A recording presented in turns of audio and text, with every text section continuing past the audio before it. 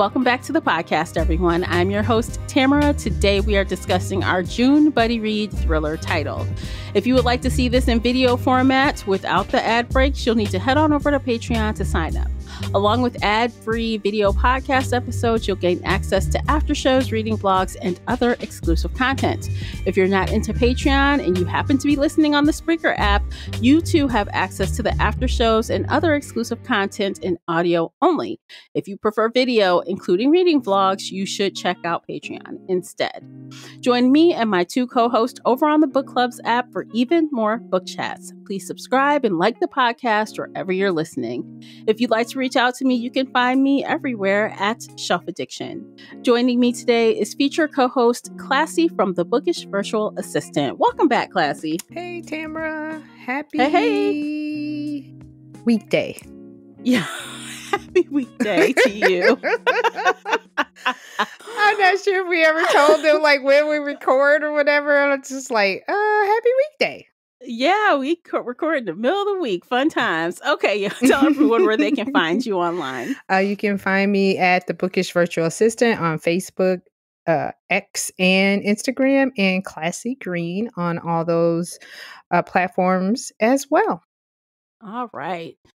So before we jump into things, as always, I just want to remind you that with Book Chats, we talk full spoilers here. So you have been warned, spoiler alert. Today, we are discussing the book She's Not Sorry, written by Mary Kubica. The audiobook is narrated by Andy Ardent, published April 2nd, 2024 by Park Row and Harlequin Audio. The hardcover is 330 pages, and the unabridged audio is 10 hours and 32 minutes. Classy, would you kindly share the synopsis? An ICU nurse accidentally uncovers a patient's frightening past in this chilling thriller. Megan Michaels is trying to find balance between being a single mom to a teenage daughter and working as a full-time nurse. While on duty at the hospital one day, a patient named Caitlin arrives in a coma with a traumatic brain injury, having jumped from a bridge and plunging over 20 feet to the train tracks below.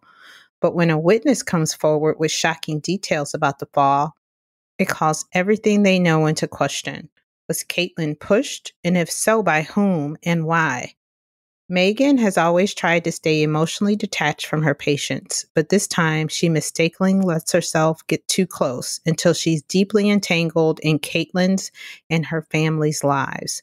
Only when it's too late does she realize that she and her daughter could be the next victims. Huh.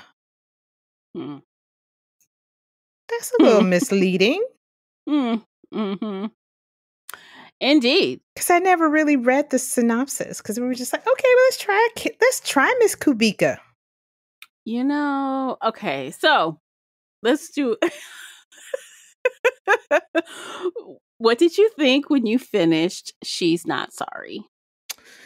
I was like, something wasn't right. Something didn't, and I know what wasn't right.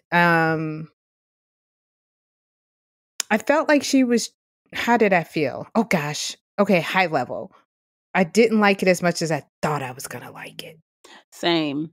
I thought that this was a disappointing show versus the book that we really liked.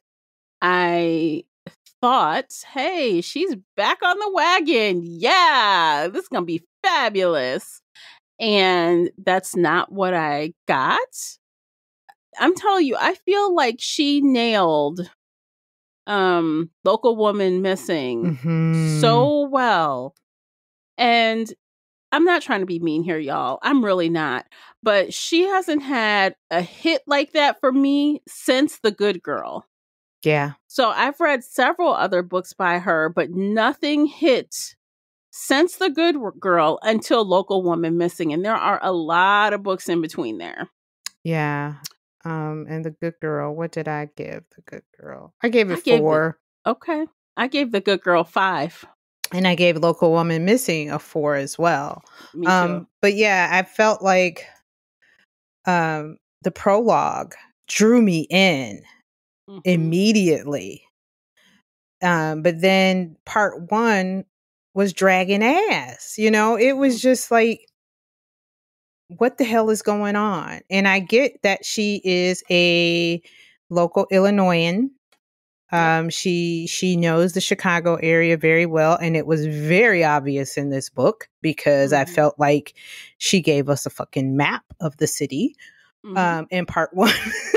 But it was so slow and drawn out, and action didn't really take place until, and I won't even say action at that 50% mark, when I think I told you like something kind of switched at the 50% mark, and I can't You remember. know, when I got to the 50% mark, I was like, what switch? What was Classy talking about? I think at the 50% mark, I think that's when she told Nat, aka Caitlin, that big secret about About her Sienna's daughter. daughter.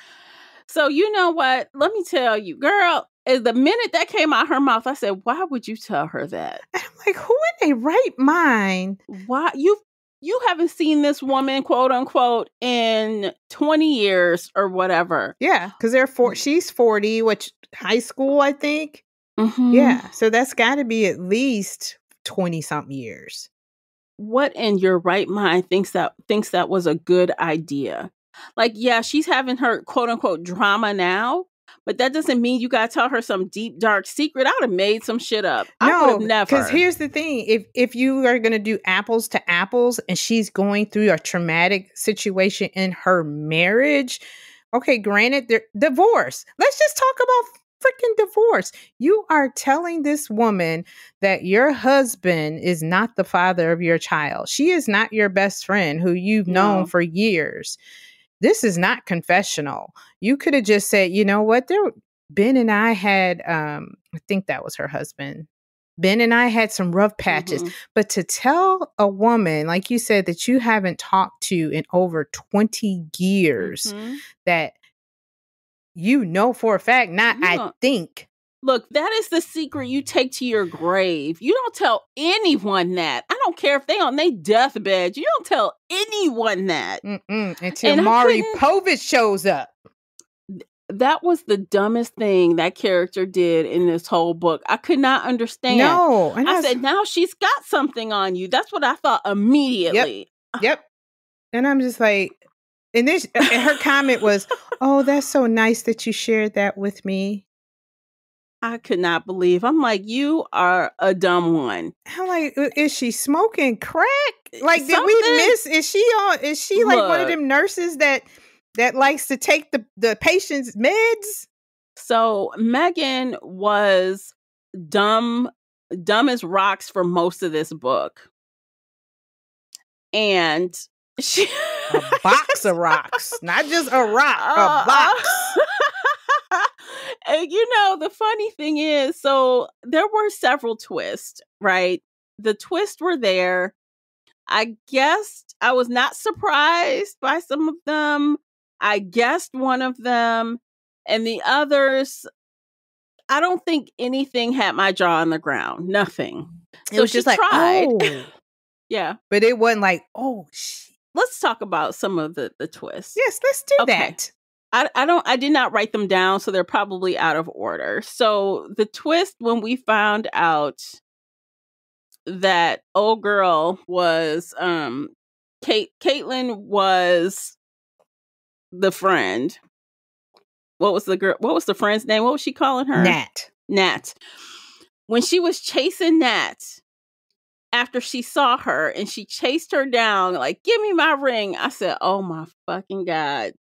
I knew, like, in that chase, because I knew, okay, so backing up, she got conned. She got conned on the phone for 10 grand with a fake kidnapping. I said, that's Nat. I knew it. I'm like, Nat did that. I said, Nat did it, or your fucking daughter did it, because she hates your guts. So I said, Nat or your daughter just got you for 10 grand. And I thought for sure maybe it was the daughter, because what adult only asked for 10 grand? But I'm like, it was one of those two. So after that, I already had doubts about the woman. And you know what else flagged me about Nat, quote unquote? When she's trying to reach out to her, she's doing it on Facebook. I'm like, this You bitch didn't was in get your her house. phone number? Right. I'm like, she's in your house and you don't have about her to stay phone with number? my daughter? Girl, Facebook. Girl, I was like, I know Old people like to use Facebook, but she just lost. No. For one, this is the thing, you are meticulous with your daughter about her contacts. But all of a sudden, when it comes to you and you're a single mom taking care of this young lady, you don't have any way of reaching a woman that you are about to leave your daughter in the care of. Yes. You're a fucking nurse. Yes, Not just she's ICU nurse, and you don't have her phone number. Those screws like just jingling around loose in her head, because I'm like, that's dumb. Girl, I'm not kidding. I'm like, she over there nipping off the meds. This character, I mean, okay, so Nat had so many red flags, it wasn't even funny. So there was no surprise to me at all. The only thing that confused me, I was like, and I did not have time to go back and re-listen to the beginning. But the timing seemed weird to me, because like that happened on the front of the book. You know, she was brought in, and now it's like we're going back and telling the story, because now we see how she, you know, fell. Like early on, we found out, oh, the police think she was pushed and she didn't jump, and now we see why and how and who. Yeah, and she tried to do it cleverly with that part 2, where we find out that how she was pushed, because I think it happened. I wrote it down. It happened at like chapter 22, and I think there was like 35 chapters. 81%. Yeah, I marked it. And it was 81%. Right. So she took her time. So basically, I want to say, dear reader. Okay, I was like, I want to do that, Bridgerton. Dearest reader, listeners. So basically, Mary Kubica is telling this story in the past until we get to the 81% mark. And the funny thing about this story, or I would say, I don't even want to call it funny, it's fucking weird, because I won't curse. I'll try not to curse that much. Girl, we curse on here. Who cares? Because I text Tamara and I was like, is it me? Or maybe I started a chapter wrong, but I could swear I heard this part before. The prologue is played at the 81% mark exactly, except for it's extended. Yeah, I went back and listened. Oh. I went back and listened because it bugged me that much and I had enough time. So that part where where Sienna is kidnapped, blah blah blah. Yeah, that prologue is mentioned in the book, and then that part, because she talks about her mammogram, but she said she had a doctor's appointment. She didn't mention the mammogram. She said she had a doctor's appointment. She was late to work. And she was late to work because the doctor's appointment was at 9:30. She usually doesn't schedule appointments on her days that she works. And she said she didn't get in until 12:30. But she said after what had happened, she walked the city for miles. So I'm thinking from the prologue part, I'm talking prologue now, that when she said, so when she got to work, she had to act like nothing was wrong or people would start asking her questions. I was under the assumption that it was related to Sienna getting kidnapped. You know what I mean? Because that's what had just happened. But in actuality, it was because she is the one who fucking pushing people off of bridges. But you know what? Caitlin's ass deserved it. I didn't feel sorry for her. Wait, as soon as she said, I'm going to sell that you a whore, she didn't even let whore get out of her mouth. I was like, you damn right. She deserved to get her ass. She was. I didn't feel sorry for it. That may have been the best part of the book. She deserved that slap. Damn. And she deserved that off balance. Now that I visualized. The arms going like that and trying to right yourself. You're like, help me. Like, you should just pushed her right in the middle of her forehead. Bye, bitch. Yeah. I mean, she thought she was going to get her offer by throwing the ring away. Like, fine, take your ring. And she flung it away. She might have been okay had she not started to call her a whore. Poetic justice. That is the last straw. We're not going to do that. I just sat there like, mm-hmm. And then once I realized why she was in that coma, I was like, Between that and what she did to Milo. So look, this part is what gave Caitlin away to me. Okay, right, because we're still doing the twist. Yeah, so when Milo says, Caitlin, okay, so two things. First, the daddy was like, Caitlin lied about, her mother abusing her. Mm-hmm. Number one. Then she speaks to Milo, and Milo's like, that hoe put pornography on my computer, and I went to jail, and I lost my family, and she deserves to die, basically.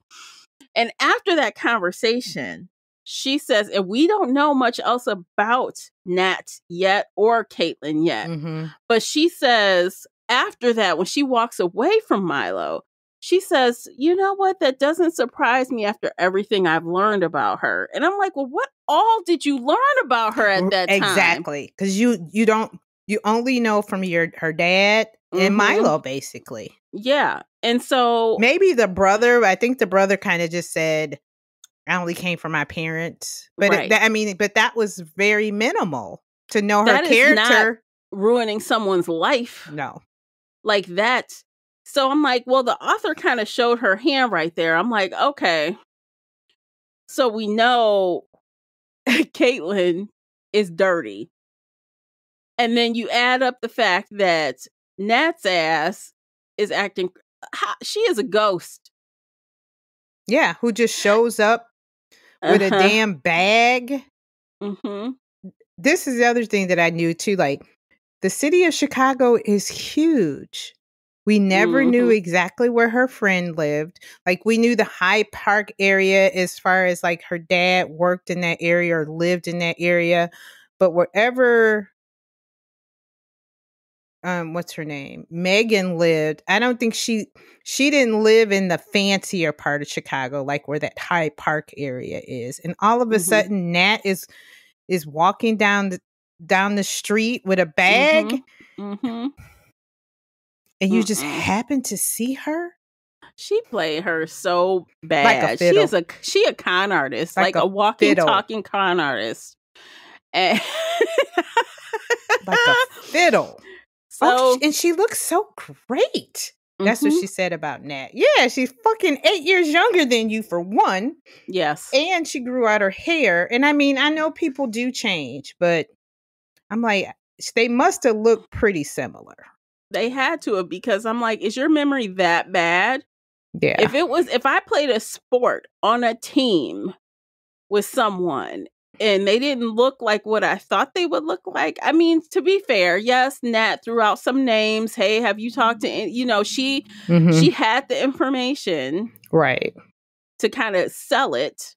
But still, I'm like, you just don't welcome someone. Like, this is the same shit that happened in the other book we just got finished reading a couple months ago, where the woman's like, oh, you got beat up by your husband? Sure, come in my house. No, ho. Find you someplace to go. You're not coming in my house. No. Yes, girl. Trying to find, yes. What was the name of that one? None of this is true. That's what it is. None of this is true by Lisa Jewell. We will find you an apartment. She's like, do you have money for for a hotel? No, but maybe a hostel. Okay, I'll pay for one night. I'll drop you off at the hostel, girl. I'll walk you there. Bye. I kind of miss having someone at home. Not that much. No. I don't know you that well. And stop telling everybody your daughter's not home. She is Captain Save-A-Ho in the dumbest way. Like, this character is so freaking stupid. She has the go ahead and take advantage of me stamped on her forehead.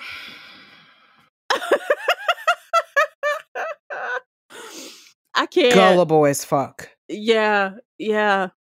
Gullible as fuck. Yeah. So, okay, another twist. See, there were a lot of twists. Well, Mary thought they was. Yes, Mary thought there was. Yeah. Okay, a lot of twists. Okay, another one. Her friend at work. What's his freaking name? Oh, Luke. Luke. Okay, so I knew Immediate. something was. Yes, I knew something was wrong with his ass Perfect immediately. He was weird. Man, my spidey senses went up ASAP. Yes, I'm like, something is wrong with him. I was just, I and she thought it was endearing. Oh, he always checks on me and Sienna. Why? Right? Why? Why do you? Why? You Why got do a you, pregnant wife at home. Leave me alone. I just wonder about you guys because there's somebody in the city. And she's like, that should not make me feel happy because he's married, but But it's been a long time and I could just imagine myself being. Girl. It's like if you don't go sit down somewhere and go home. Yeah, you that horny? Jesus, come on.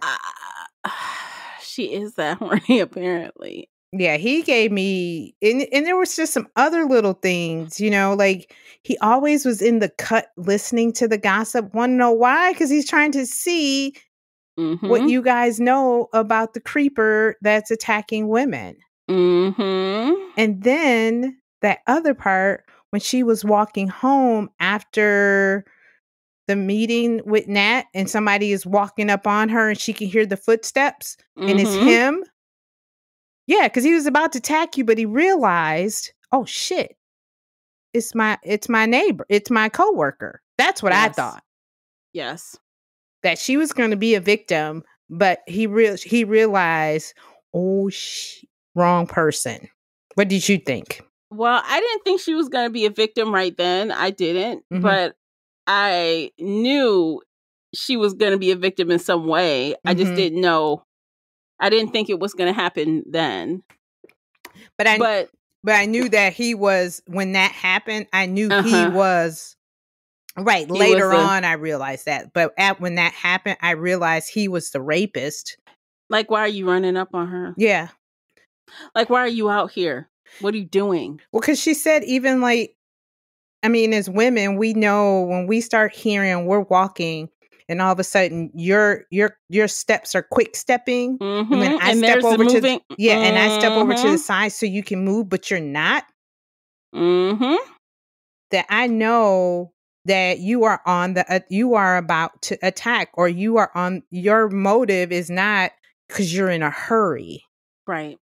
Because I just gave you an open path to get past me. Yes.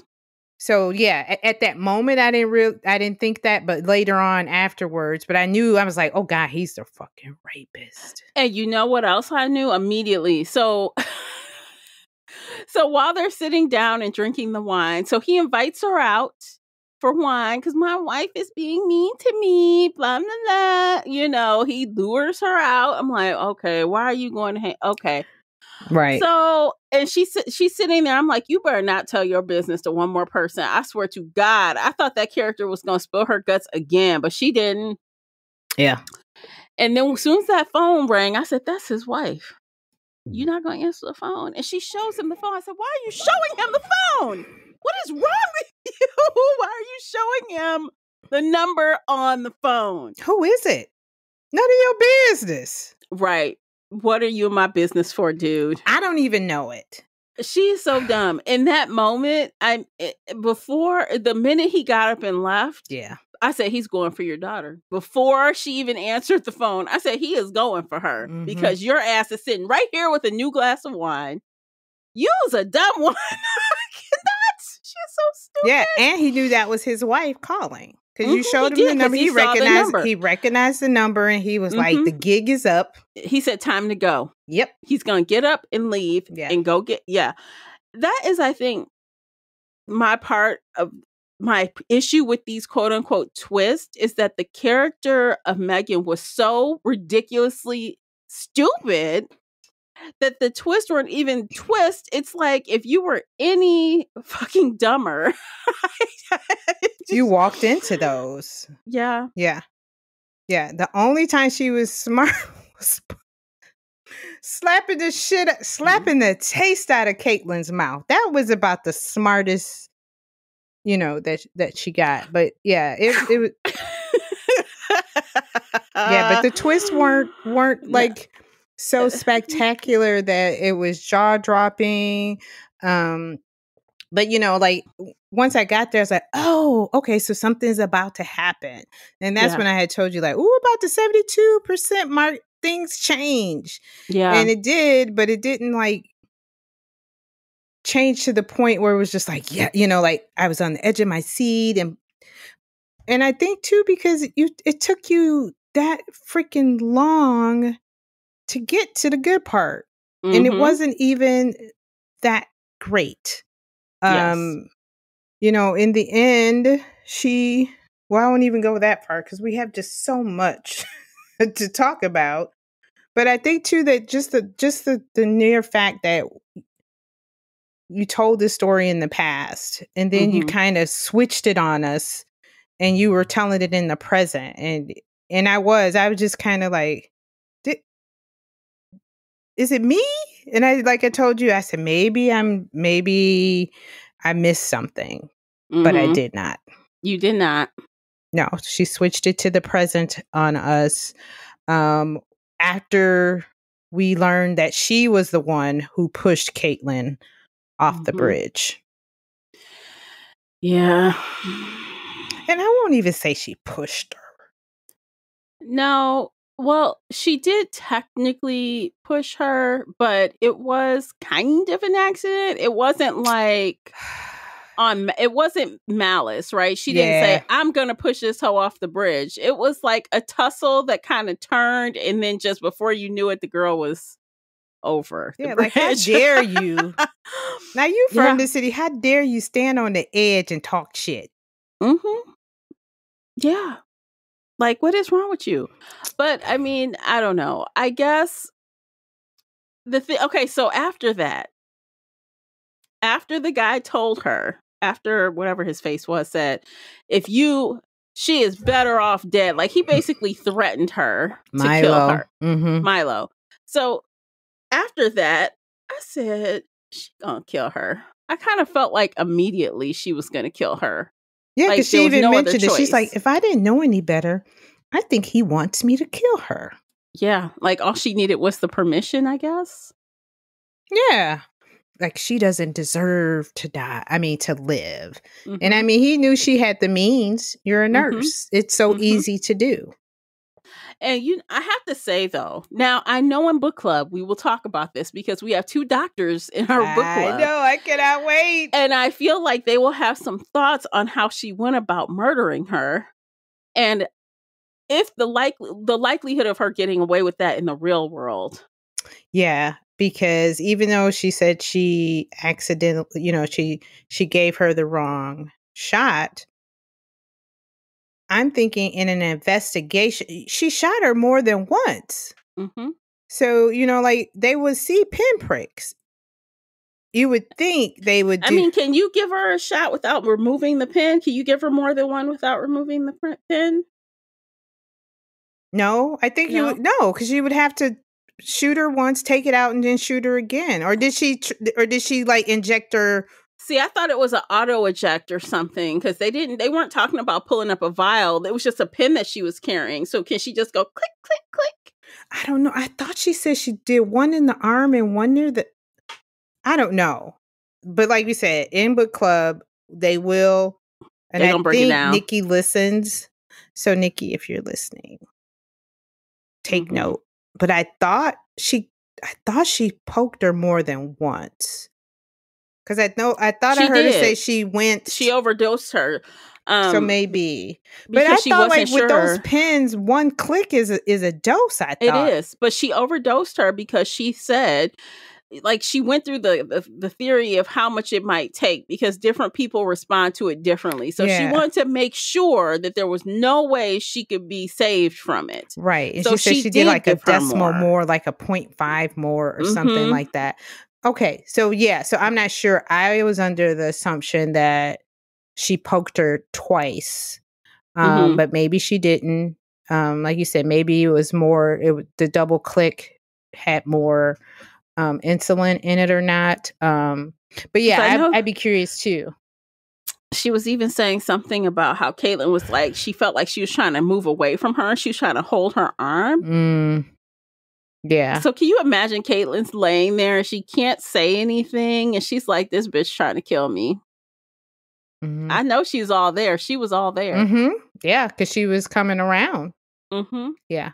Megan was hoping, well, maybe she'll be one of the ones that aren't there. You know, like they can't express themselves on the inside, but they're like in there. You know, she kept hoping all these negative things would get her out of trying to kill this woman. Like, well, maybe she won't recover. Maybe she'll fall back. Maybe, you know, maybe this, maybe that. And no, she was definitely coming out of it. So she knew she had to like act fast because they were going to take her off of, you know, they're going to wake her ass up fully. Like, yeah. Like, oh my God. Yeah. And as a family member, knowing that because her parents were at home preparing for her to possibly come home, right? Didn't they? Yeah. Yeah, I would have been like, no, we need to investigate. I need a thorough. And they had money. Oh, we need a thorough investigation. See, the thing is this, though. I've got to wonder because the husband, what saved Megan is that the husband didn't really want to deal with that daughter. He didn't. Nope. The way he was talking to Megan about what she did to her mother and how he's trying to convince the mother to like leave and to, you know, just let it go. He's like, this was a shame, but let it go. Yeah. He was not trying to pursue anything because she was not a good person and everyone in her family knew it. Yeah. And he knew, like he said, if she doesn't make it, my wife might not make it.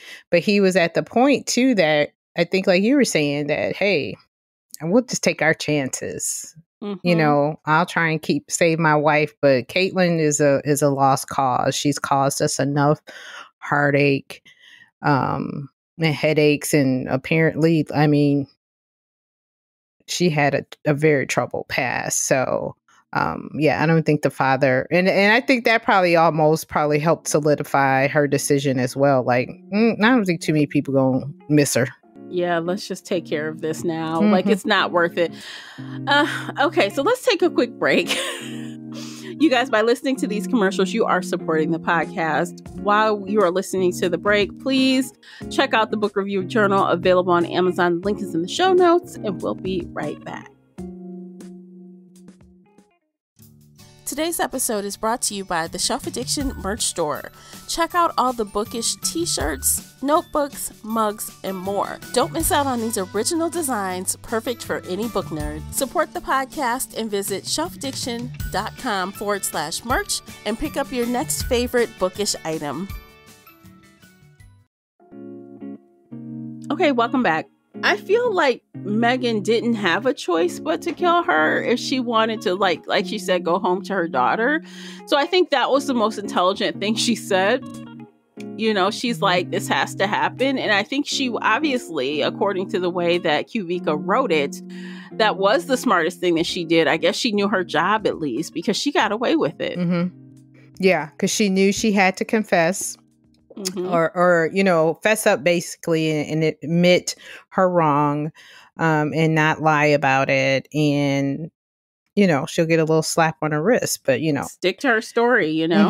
And it was her first time, but yeah, that probably, I mean, it's sad to say that the smartest thing she did, besides you know slapping the shit out of Caitlyn, was killing her because.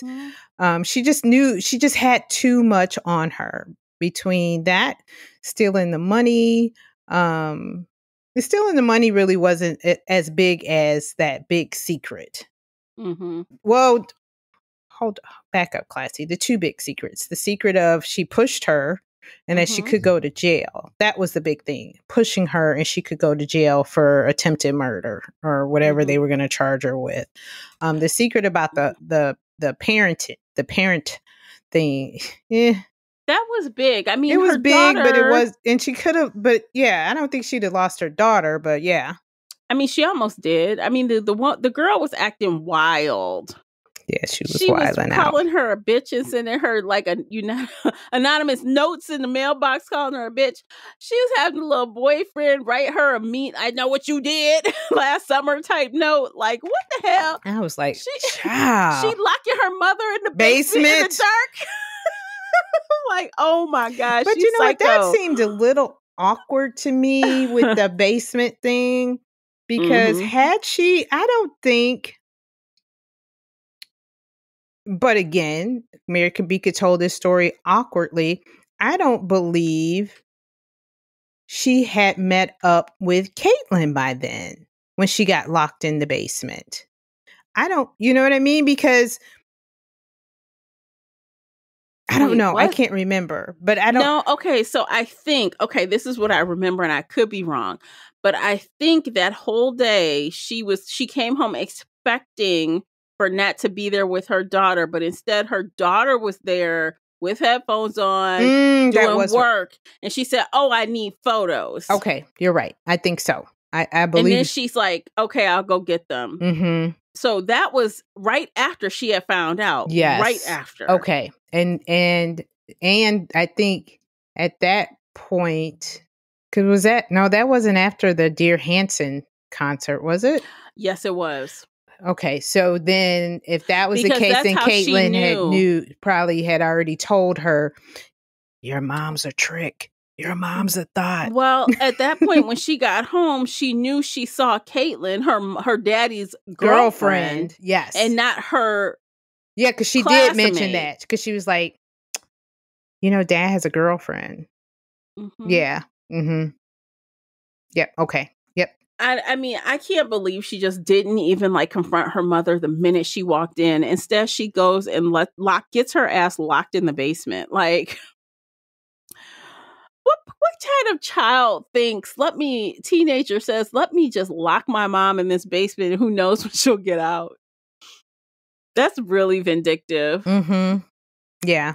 Because, I mean, if you think about it, at that age, even though her daughter was strong, would she have had the language to say, I know I'm not dad's? Well, you know what? She could have, but that would have been bad timing for this book. Yeah. It wouldn't have worked for Mary. But yeah, the arc the plot would have just totally changed. Yeah. I don't know. That daughter did a lot though. She did the most. Yeah. You almost wonder, did Caitlin help her? Well, I don't know. She was a little sassy. The daughter was a little sassy though. And that's why I was like, did the daughter try to steal that money from her? I feel like the daughter would have tried to set up her own kidnapping to try to get 10,000 because she hates her. She hates her guts until she gets kidnapped and almost dies. Mm-hmm. Then she's sorry, "Oh, Mom, yeah." And see, let's not tell Dad. And see, I thought her husband was in on it. Her ex-husband was in on the kidnapping. No, I do think that the author played around with that. So I don't think it's very clear if he was or wasn't. Yeah. Because even Megan at the end was unclear if he was in on it or not. Yeah. Like when he gives her back her wedding ring, she couldn't connect the dots of how he got the wedding ring or when he got the wedding ring that was supposedly left at his house or found at his house. Right. So she's not entirely convinced that he is innocent at the end of this book. No. And it was kind of like, I'll keep your secret. It's safe with me. And the reason why I say I have a feeling that he possibly was because when those text messages were coming in from quote unquote Declan and coming in rapid fire, and granted she could have had another phone, and she's like, did someone help her? And I was like, was that Ben? It could have been. And remember, he was upset that he didn't get any of grandma's inheritance. Yes, but I'm like, if he's so smart, he only went for 10 grand. It must have been a small inheritance. That's what I was thinking. Like, who just goes for 10 grand? And I thought if it was the husband, wouldn't he go for more? Yeah. That's why I think that it might have been he wasn't involved with that. I don't think he was involved with the money. Okay. I think that was just strictly Caitlin trying to get some money. So I think he was involved with parts, but not all. Like, I think maybe Caitlin was expressing that she was jealous. So he Mhm. did volunteer some information about her, Yeah. served it up. Nicely. And yeah. So I don't know if he was malicious exactly, but I know he had a role in that. I don't know if he was aware of what he was doing or not, but Yeah. yeah. But yeah, 'Cause she did leave it a little open-ended there where we weren't sure exactly, um, because, like the messaging between, um, the daughter and Megan when she said, "Thanks for having your dad check on me," or texting your dad, and she's like, "I didn't." she was lying. Yeah. So daughter, straight lie to your face. You Yeah. better look after that girl for now on, because she will straight lie to your face. Yeah. For no reason. Yeah, Just to be malicious. But I mean, she was trying to pay her back she was for, "This bad. is what I'm going to get you. That's not my daddy. I'm going to pay So you back." that kind of proved that Ben wasn't there maliciously, because he was asked to check on her, right? Mhm. So Yeah. that part kind of relieved him. Like, so that's what I'm saying. I don't think he was like 100% in on it. I feel like he had some role in it, that he might have been partially aware that his girlfriend was doing something mean to his ex, Yeah. because he has a short patience, like short temper. Like, Yeah. he's not a good person either. He's not a good guy, not really. No, I am so glad. Now, that was another thing that I was happy about, that she chose not to get back with him. Because when she Hmm. realized in the heat of the moment, our daughter is calling and you are getting upset because you're not about to get any, He's the same person. boy, He's the bye. same person you divorced. Mm-hmm. That's why people get divorced. Look, I am not a fan of second chance at love of someone you've divorced. You divorced them For for a a reason. reason.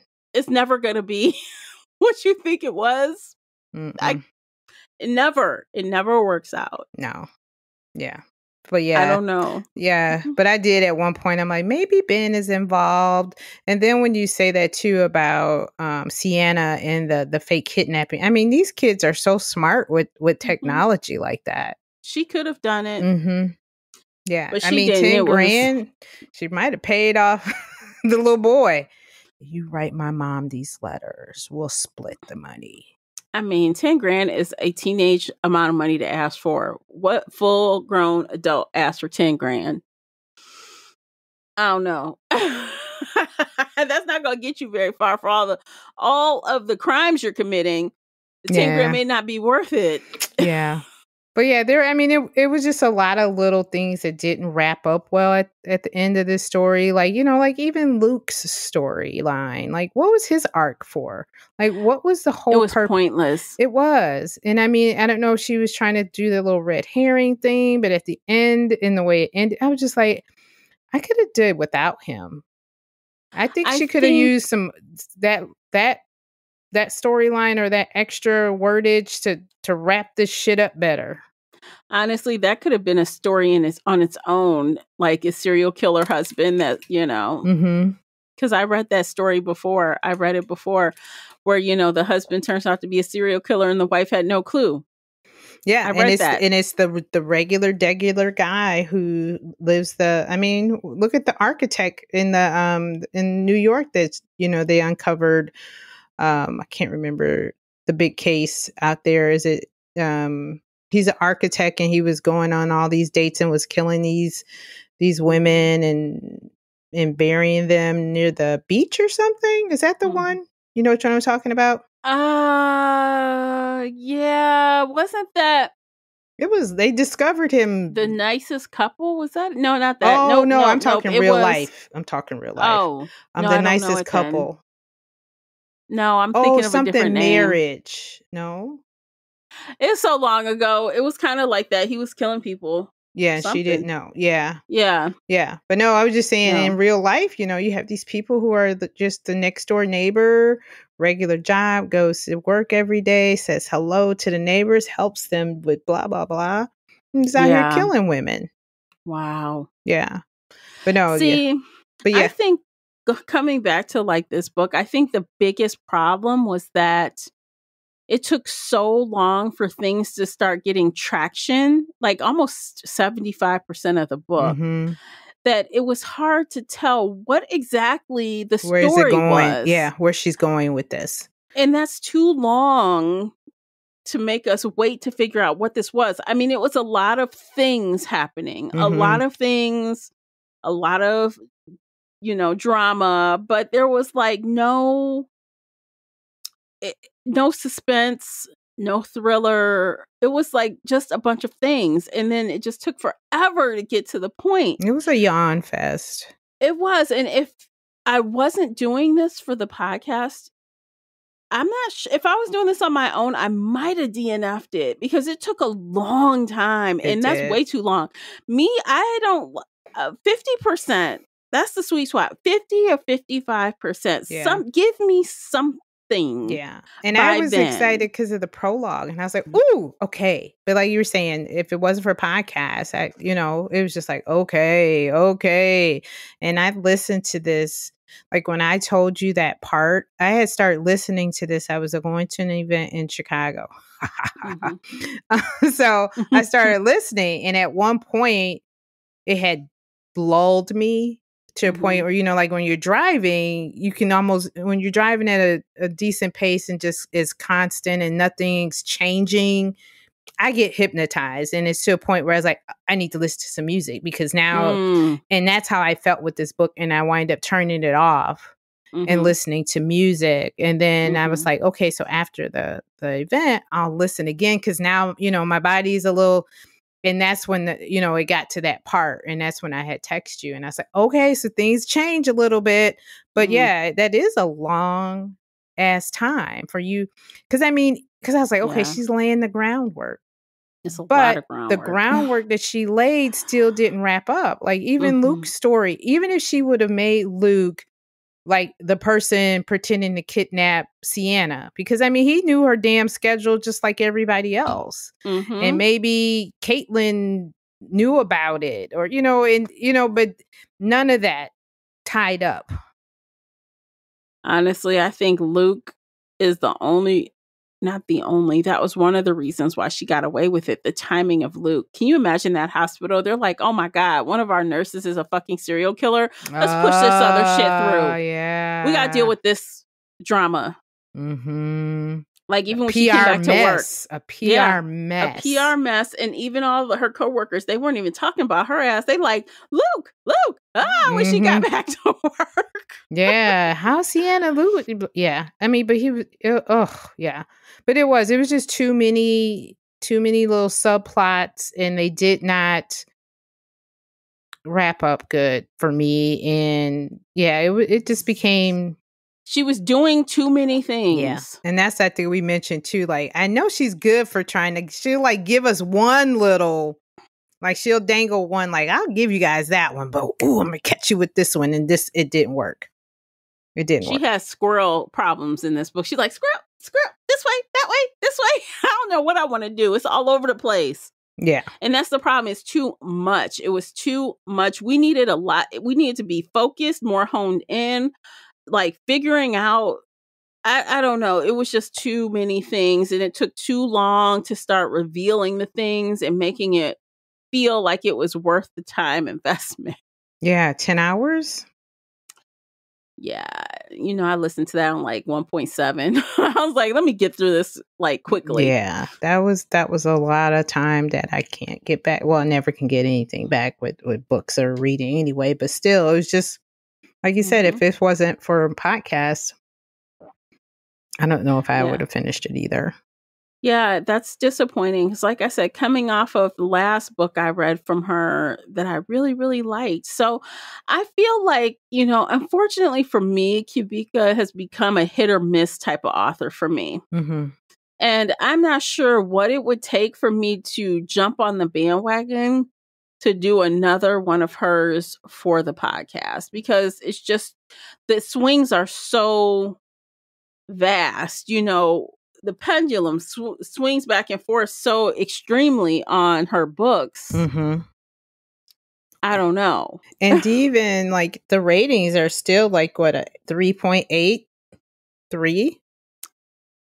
So On this book, Goodreads. this book came out April 2nd, so it's a couple months old right now. Okay, so it's still pretty fresh. So it's like 2 months old, Mm. and it has 3.83 with 34, almost 35,000 ratings. Okay. So, but in the scheme of things, that's not a lot.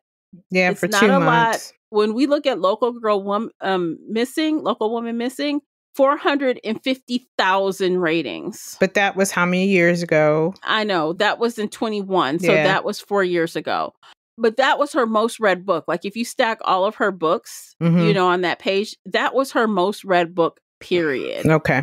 The Good Girl was her second most read book at 200, or rated book. I'll say that rated book. Mhm. That says a lot to me. That says a lot that people aren't rating this, and it's 2 months old. Yeah. And she is an author with a lot of books. She's not brand spanking new to the, you know what I mean? So I don't think a lot of people liked it. I don't.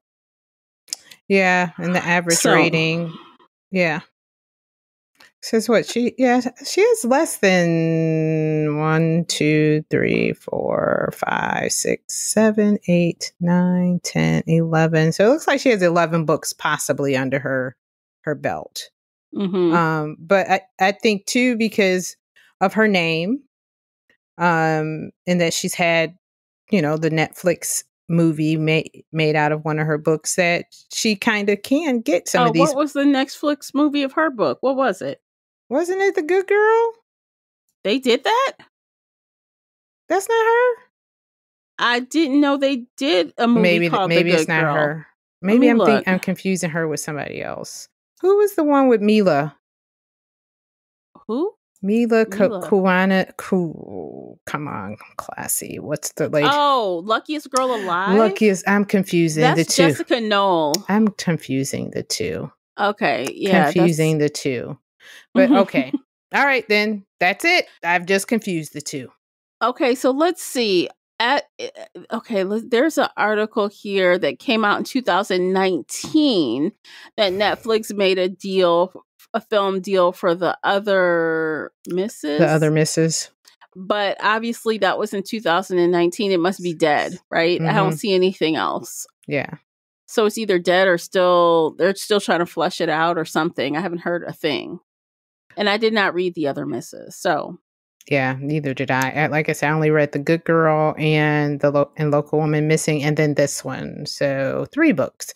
But I think I'm like you, that I think she is so hit or miss that if I do decide to read something by her, I would probably give it maybe a year to kind of settle in, to kind of see how the ratings really are, let it kind of settle down, all the hype and all the arcs, and everything's out there, because most of the time when the arcs come out, people are, I love it, thank you Ned Galley, thank you Ida Weiss, and then all the honest people exactly start factoring in, and that bell curve that curve starts curving. It starts flattening out.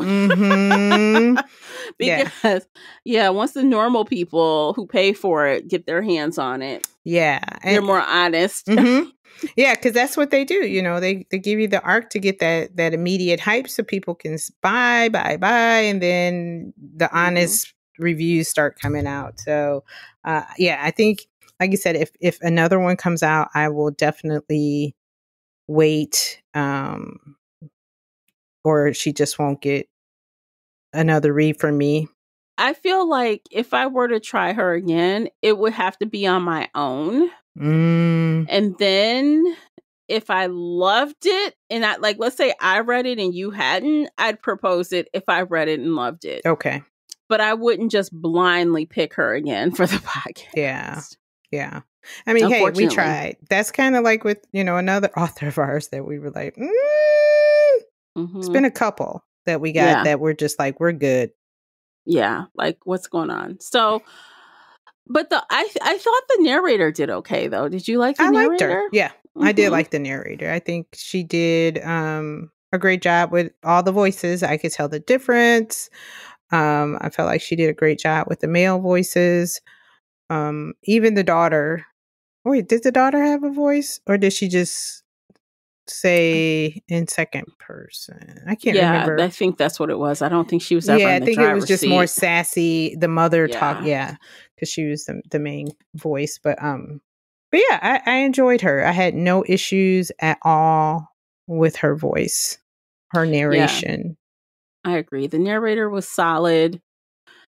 The book was fine. It was fine. So let's go ahead and rate it. You already know what I'm going to say. If y'all listen to this podcast for any amount of time, when I start saying something is fine, you already know what it is. You already know. A 3. A 3, yes. Yeah. It wasn't the worst book I ever read, but there was a lot that could have been improved. Mm-hmm. Yeah, it was bordering on that too. But but it's like, okay, 3. But yeah, I don't, like you said, unless I read it on my own and I just find her next book or next to be outstanding. She up there with Riley Sager.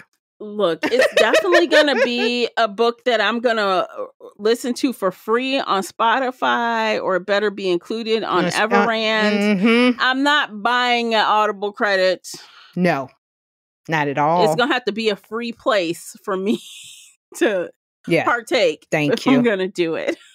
Girl, because them little Audible credits, whoo. Oh my God, Audible credits. Let's talk about that in the after show too. Oh my God, Audible credits. I didn't know they expire. I didn't either. And I got 4 of them mugs. Yeah, I think like I did something. Yeah, we'll talk about that on the after show. So, okay, I think we're done with this book. What do you think? Done. Finito. We are finito. Okay, we have not pulled out the, we didn't do the next quarter yet officially, did we? No. So I can't announce what the next book is like I usually do at the end. So you've got to follow me on Facebook or X or wherever you get your information from me, or join on book clubs or Patreon. I usually tell the Patreon people first. They usually get it before everyone else. If you want to know what we're reading next, so you can read along. And I think we're going to end things there. It's been a fun conversation. Thank you for listening to the entire episode. Let us know what you thought of this book if you've read it. Are we off base according to you, or did we kind of hit the bullseye? What do you think? Let us know. So that's it. We'll see you guys next time. Take care of yourselves. Bye, guys.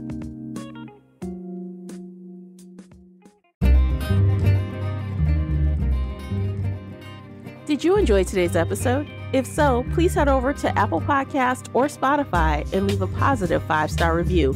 It's a simple action that makes a big difference. You can also like this episode on your favorite podcast player or share it with your fellow bookworm friends on social media. Joining the Shelf Addiction Patreon family is another way to support us. For as little as $2 a month, you can help our team create even more amazing bookish content. If Patreon isn't your thing, consider becoming a supporter on the Spreaker app for just $5 a month and gain access to exclusive audio-only content. You can find me everywhere, including Instagram, X, and TikTok under the handle Shelf Addiction. Join our book club of the same name on the book club's website and app, where we discuss all things bookish and more in a safe space. The Shelf Addiction podcast is a part of the Nerdy Maven Network. Thanks for tuning in.